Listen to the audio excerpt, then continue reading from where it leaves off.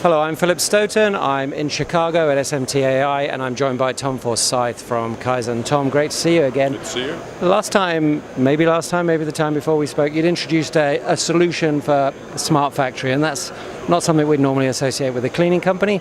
Tell me a bit about that and how that's gone in the market. Absolutely. Well, we've always been focused on people getting the maximum value from our products. Terrific products, focused on the needs, but yet how can people use them? The control and the monitoring of that stuff had always been a bit of an orphan. So we'd always done it for years. Wasn't the highest tech stuff.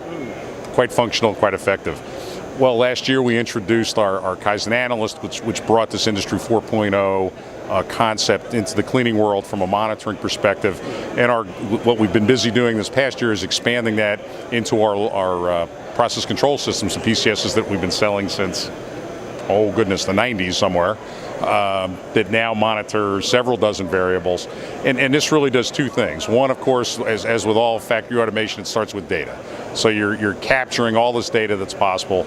We can set control bands and send the usual either text or digital or email or of course sound a horn or something, sort of alerts. But you also have the data to come back and do after action analysis. Say a claim comes in a year from now and you're trying to document that it wasn't you.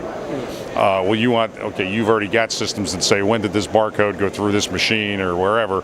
Well, I've got all the data that proves that everything was absolutely tickety-boo, so there's no issue there. Our data, we do segregate. We don't capture the barcode stuff because we wanted it to be independent of product, so it can go to the cloud without any security risk, because just like the weather data, we're in Chicago and the sun's out, but we're inside, it doesn't matter to us. It has nothing to do with us. Well, if I'm storing the data on what the cleaning machine was doing at 1 o'clock in the afternoon, but I don't know what was going through it, I don't have any security risks. So we've kind of addressed it from that perspective. And it's been very popular. People look at the data and they go, oh yeah, okay, I get this immediately. And it's so enabling because there's several different graphic displays, presentations, one of which is kind of what you see in the ICU, bar graphs. Or line graphs, where you line them all up, you can slide the variables around so the ones you're interested in can be right next to each other, and all of a sudden it's a time curve, right? You can see exactly when things change. It's very handy. Very handy. And you talk about all those customizable dashboards and stuff. Data is a really important element. The next important stage, and I think it's the stage we're moving to with Industry 4.0, is using that data in an intelligent way and creating some kind of learning system. So how does that feedback loop work, and what can the data that's coming from your process do to influence and make the whole process better? Well, and that's where the control part comes in. And interestingly enough, we literally had the cart before we had the horse, and that the process control systems 20 years ago were monitoring a few variables, thinking, taking action, changing the process, add a little water, add a little cleaning agent, that sort of thing. And at this point now, what we're doing is bringing a richer data experience to that, so that we're still staying in that same band of, we're worried about making sure the wash tank functions effectively, and we're controlling that. As we move forward, obviously there's an opportunity to control more. And we see this as the very early days in just revolutionizing the cleaning control area, because cleaning's coming back. I mean, the reality is we've got all these devices, our life depends on them. It's no longer an inconvenience if something fails. Cleaning is a modest cost to help with that reliability and that long-lived asset.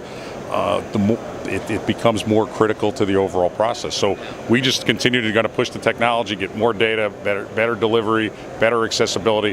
What else can we control that's, again, in cleaning? That's what we're doing here, and then tying those pieces together to help this piece of the process run seamlessly. Yeah, and you talk about the different areas, and traceability, for me, that's a given, and it used to be a given maybe in medical and automotive. Now it's everywhere. Intelligence, that's become a very important aspect of it. For me, the third aspect is, how can you crowdsource data? So can you take data that is anonymously driven to the cloud and use that holistically from multiple companies to actually improve either your process or theirs? Absolutely, that potential is there, and that's the key of keeping it independent of what the customer's product is. By not even capturing that data, there's no risk of compromising it, because you don't have it in the first place. And there are absolutely trends. We've got lots of these systems out in the field right now, and we're already starting to see some of those learnings. Things that, because we are a careful observer, we've felt were happening. This is what is going on. But until you have the data, you're not 100% sure. And then when you have the data, well, yeah, this is kind of what we thought, and here's the deal. And it's great learnings for the customer, because now we can show cause and effect and say, here's why these best practices are best practices, and here's why not considering those best practices is not the best choice. Perfect. Well, Tom, thanks for stopping by and telling me all about it. I think it's an exciting product that is really going to bed well into the industry and become part of this holistic Industry 4.0 solution. Thank you so much. Thank you.